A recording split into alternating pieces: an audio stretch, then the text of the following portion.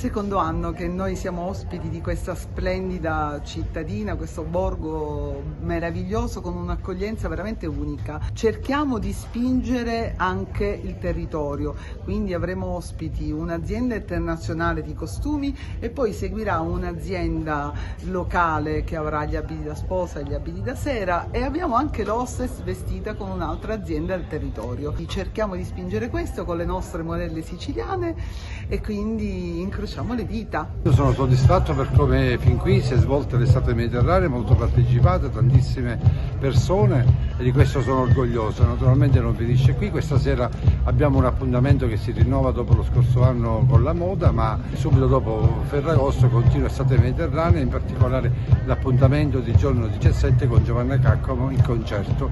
Inoltre sono previsti altri appuntamenti e soprattutto la finale, la selezione delle foto per quanto concerne il contest Vasami, che sta andando molto bene. Realizzeremo il calendario della città degli sposi 2024. Le manifestazioni estive si svolgono tra il centro storico ma anche la piazza Don Giustino di Cipriana Marina, dove ci sono mercatini dedicati, espositori sia di prodotti agricoli ma anche della creatività, che ogni sera aprono al pubblico con la possibilità intanto di animare la piazzetta dove si svolgono anche spettacoli, e comunque per offrire le bellezze ma anche le eccellenze del territorio nostro.